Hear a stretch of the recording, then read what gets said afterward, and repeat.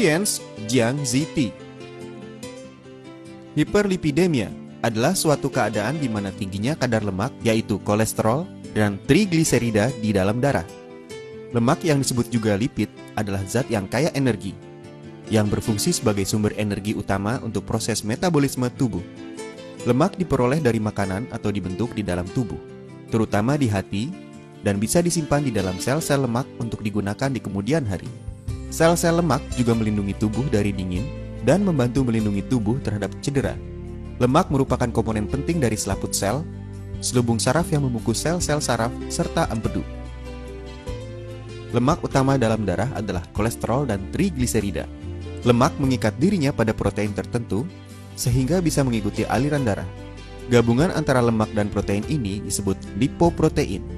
Lipoprotein yang utama adalah VLDL atau Very Low Density Lipoproteins, LDL atau Low Density Lipoproteins, HDL, High Density Lipoproteins. Tubuh mengatur kadar lipoprotein melalui beberapa cara. 1. Mengurangi pembentukan lipoprotein dan mengurangi jumlah lipoprotein yang masuk ke dalam darah. 2. Meningkatkan atau menurunkan kecepatan pembuangan lipoprotein dari dalam darah. Kadar lemak yang abnormal dalam sirkulasi darah, terutama kolesterol, bisa menyebabkan masalah jangka panjang. Resiko terjadinya aterosklerosis dan penyakit arteri koroner meningkat pada seseorang yang memiliki kadar kolesterol total yang tinggi. Kadar kolesterol total yang ideal adalah 140 hingga 200 mg per desiliter atau kurang.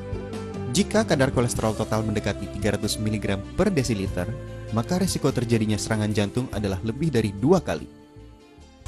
Tidak semua kolesterol meningkatkan risiko terjadinya penyakit jantung. Kolesterol yang dibawa oleh LDL, atau disebut juga kolesterol jahat, menyebabkan meningkatnya risiko. Kolesterol yang dibawa oleh HDL, atau disebut juga kolesterol baik, menyebabkan menurunnya risiko dan menguntungkan.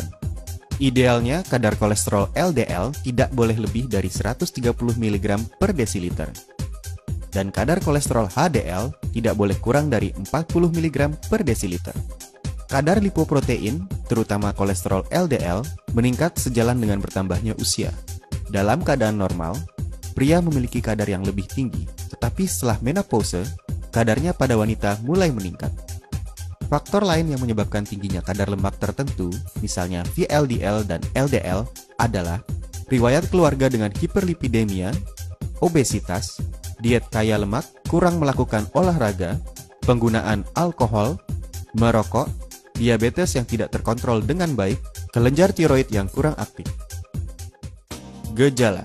Biasanya kadar lemak yang tinggi tidak menimbulkan gejala. Kadang-kadang jika kadarnya sangat tinggi, endapan lemak akan membentuk suatu pertumbuhan yang disebut xanthoma di dalam tendon atau urat daging dan di dalam kulit.